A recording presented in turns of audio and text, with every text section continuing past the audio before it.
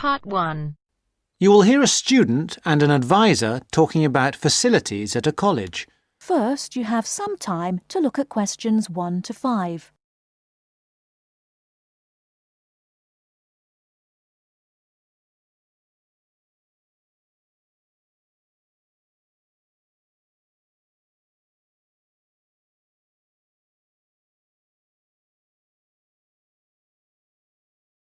Now we shall begin. You should answer the questions as you listen, because you will not hear the recording a second time. Listen carefully and answer questions 1 to 5. Hi, I wonder if you could help me. I'm starting a course at Glenfield in a few weeks. I was just a bit worried about what facilities there will be and what I'll have to do. I'm especially interested in health and welfare stuff. Certainly. We normally send out a copy of our leaflet, Staying Healthy at Glenfield. I'm not sure why you haven't had it. Well, could you answer a few questions for me? Firstly, I'm wondering about how I get a doctor when I arrive. Well, you can register with the University Health Centre on North Campus. And do I have to pay for that? Not to register, but if you have to get medicines, there's a prescription charge of £6.50. Okay. Well, I'm not planning to get ill. That's only going to arise if I have any problems. So, should I just go along when I arrive? That's what we recommend for peace of mind, but it's not compulsory, and if you don't live inside the catchment area, you can't in fact register there. Where do you live? Well, at the moment I'm staying at the Backpackers Hostel in Hill Street, but I will be moving from there shortly, somewhere nearer. Well, there's a map at the centre which shows you the area that the university practice can accept people from. It's what we call the yellow zone. If you live outside that area, you have to find another medical centre to register with. It sounds like I'll only qualify after I move. I think you might be right. Then, in addition to the health centre, there's a free counselling service for all students situated on the North Campus. You don't have to register. They also have drop-in sessions. I say it's free, but that's only for up to 8 sessions. Beyond that, they normally refer people elsewhere. Sounds serious. Well, it's not just for big problems. People go there for advice on housing, workload, whatever, really. They can even arrange financial help. Is it confidential? Absolutely.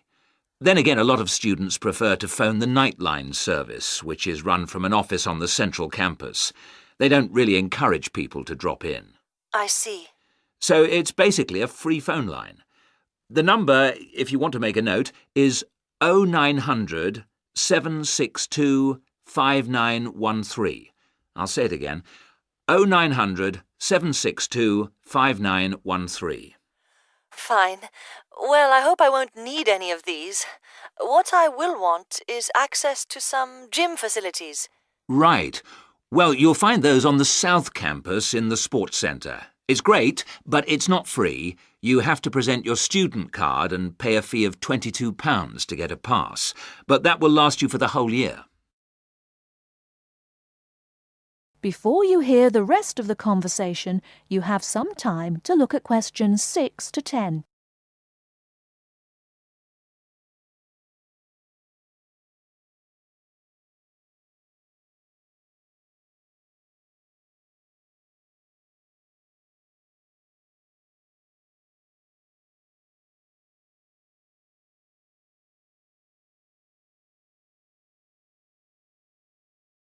Now listen and answer questions 6 to 10.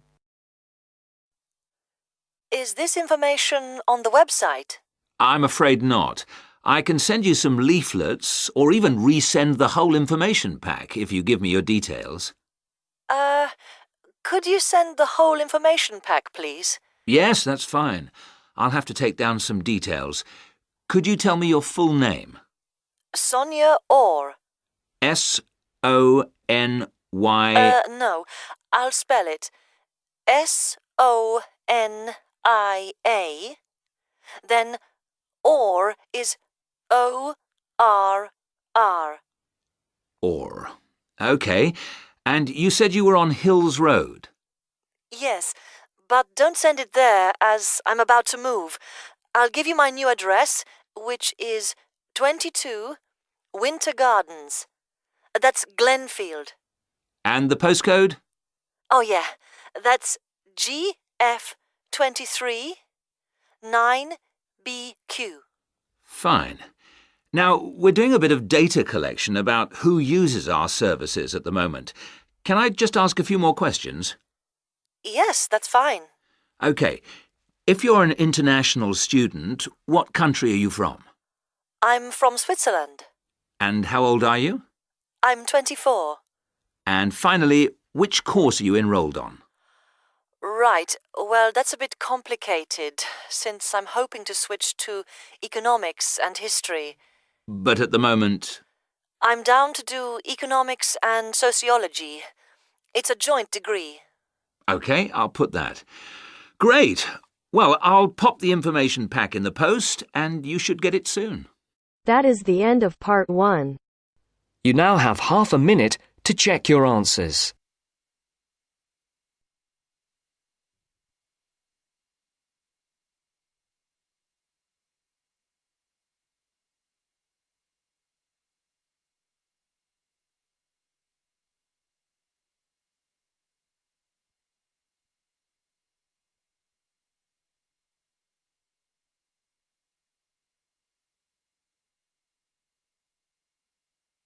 Now turns to part 2. Part 2. You hear a club leader giving information to a group of young people who are planning to do a 2-week holiday course at the Tamerton Centre. First, you have some time to look at questions 11 to 15.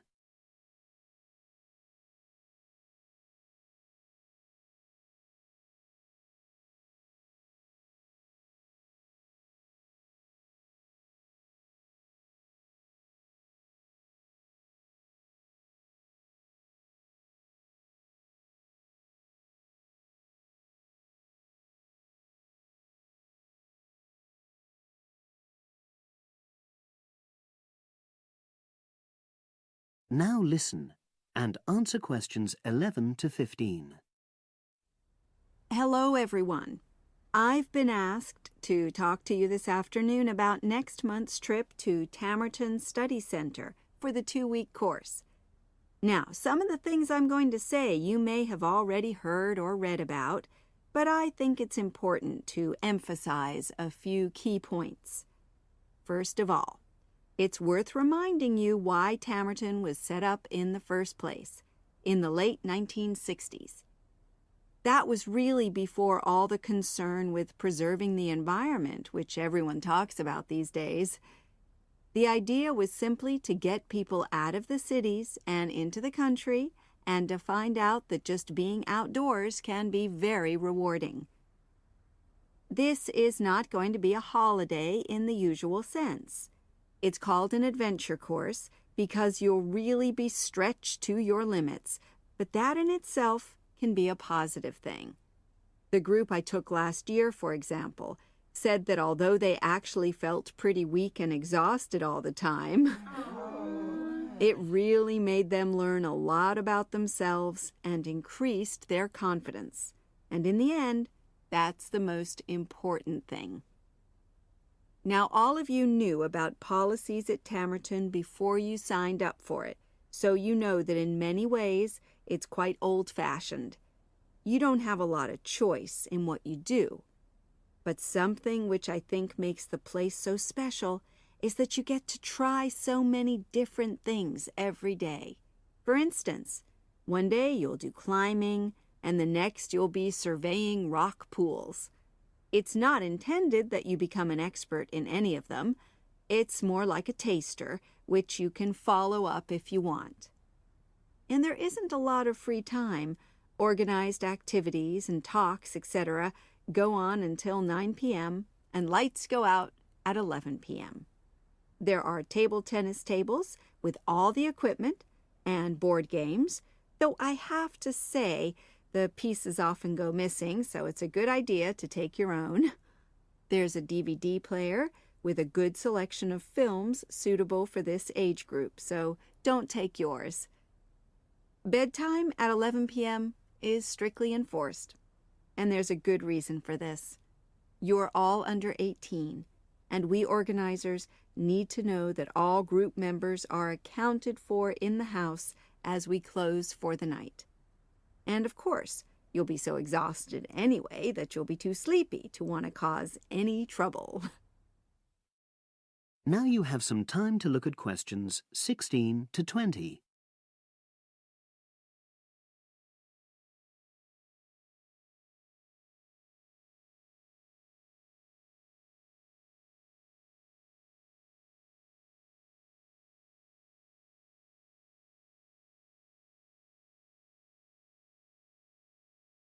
Now listen and answer questions 16 to 20.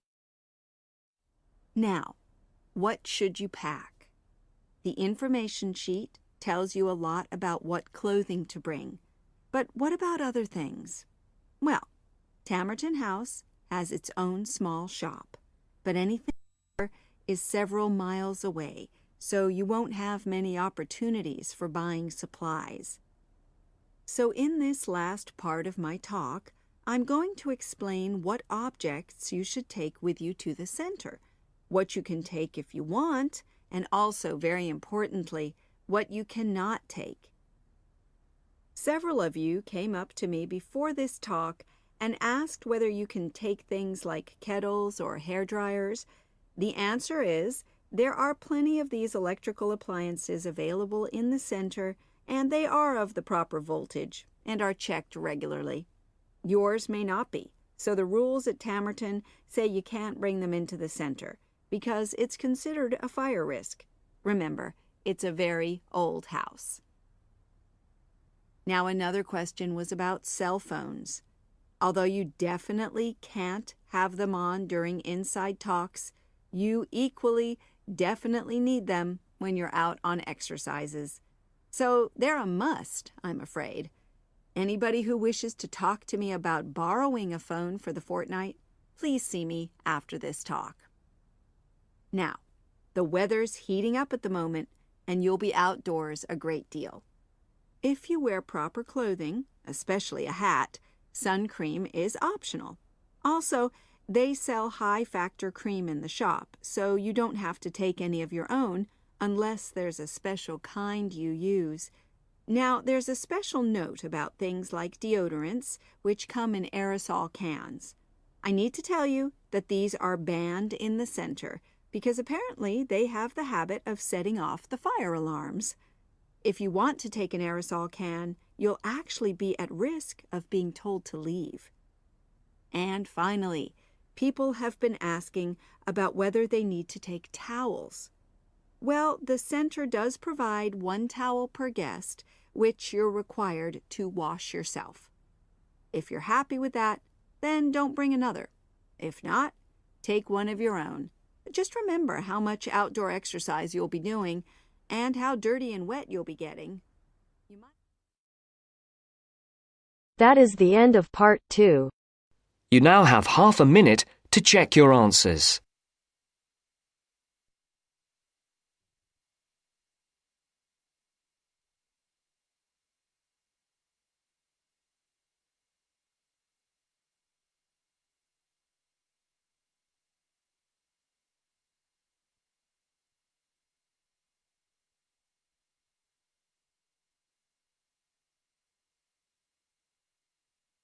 Now turns to part 3.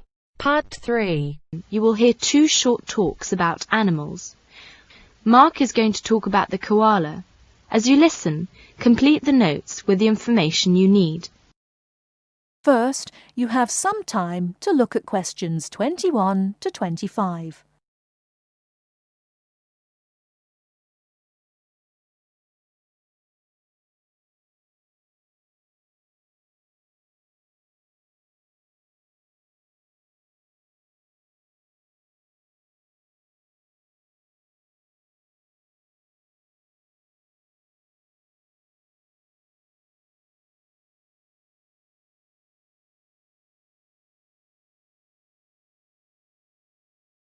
Now listen carefully and answer questions 21 to 25.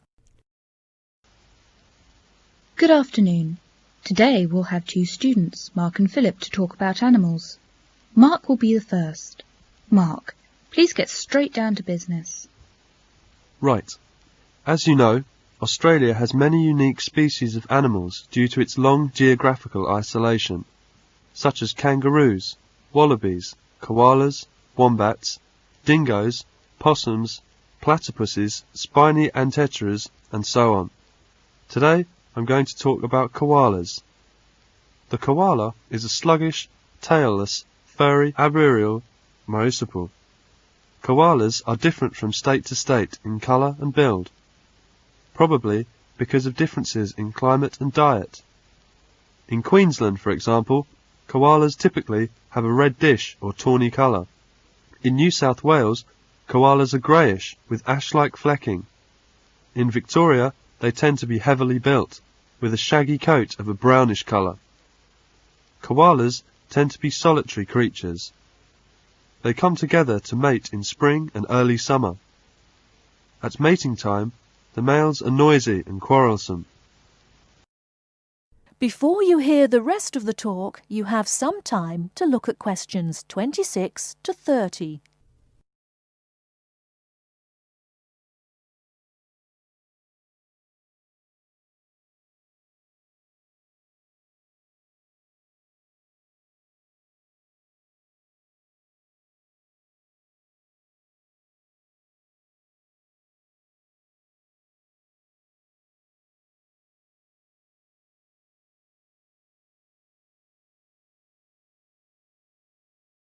Now listen and answer questions 26 to 30. Baby koalas are born approximately 35 days after conception. Although furless and weighing only half of a gram, the baby koala climbs into the mother's pouch unaided. 6 months later, it leaves the pouch. By now, the baby koala is fully furred, and the mother carries it on her back or cuddles it to her chest for another 6 months. Normally, koalas have single babies, and twins are rare. Koalas become mature completely after 4 years, although the female is sexually mature at about 2 years. Koalas only eat gum leaves and drink no water. The Aboriginal word koala means no water. But of the 500 eucalyptus species, koalas eat only about 13. The koala's digestive system enables it to survive on a diet of gum leaves, which consist largely of fibre, which have a very low protein content. An adult koala eats around 1 kilo of leaves a day. In the wild, it is thought that the koala lives for about 10 years, although koalas in zoos may live for 20 years. The fully grown female koala measures about 60 centimetres. Males are bigger, measuring about 80 centimetres and weighing 13.5 kilograms. The koala has 2 thumbs on each forepaw, opposed to 3 fingers. In climbing, it grips mainly with these, and uses its rear paws for a toe hold in a swift jumping action. It seems that koala may not always have looked as they do today. A recent discovered fossil jawbone indicates an animal almost twice the size of today's typical koala. Also, it may have kept to the ground and even knocked over small trees. Thank you, Mark. It's an interesting talk. Koala is my favourite animal. It's lovely and cute. Philip, now it's your turn.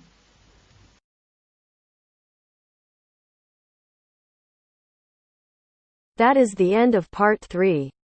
You now have half a minute to check your answers.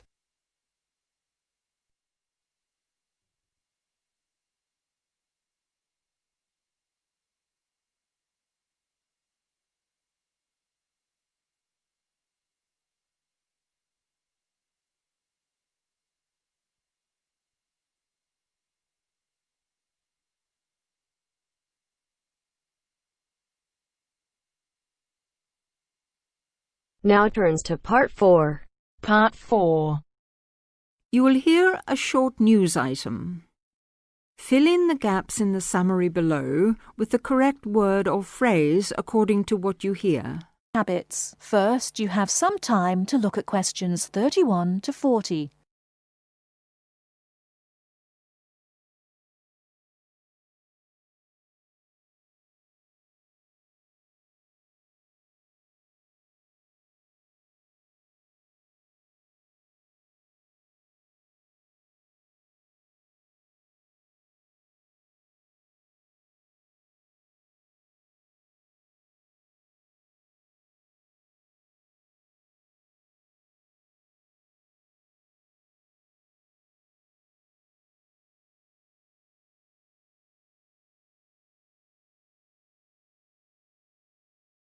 Now, listen carefully and answer questions 31 to 40.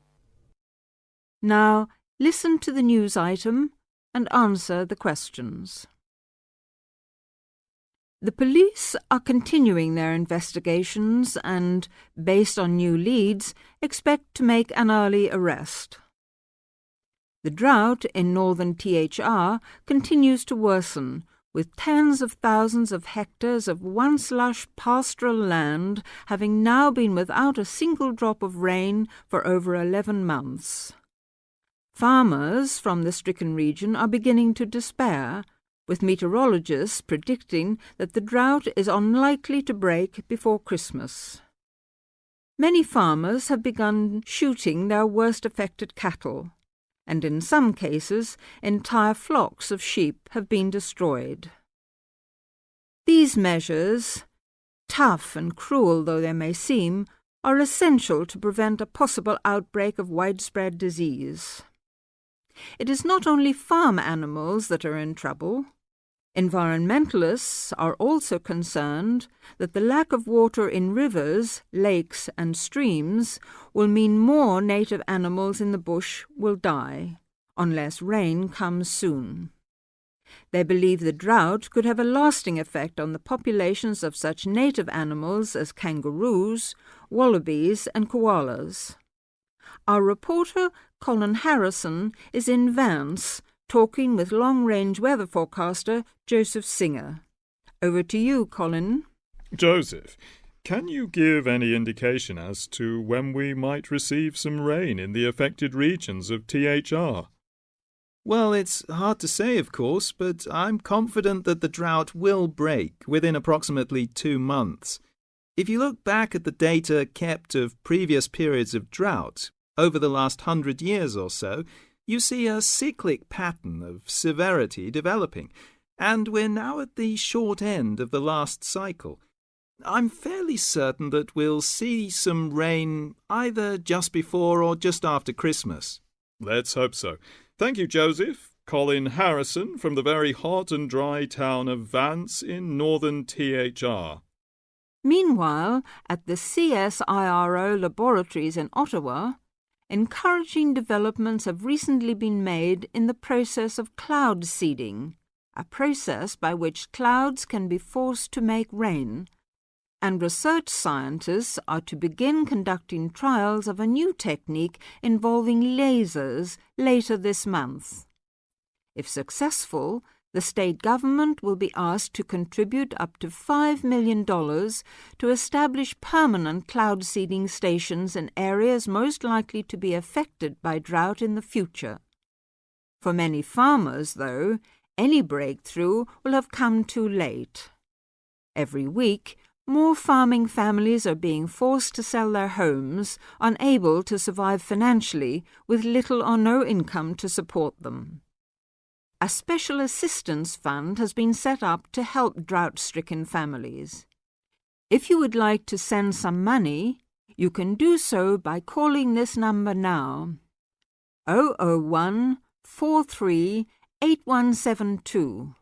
I'll repeat that number, 001 43 8172. That is the end of part 4. You now have half a minute to check your answers.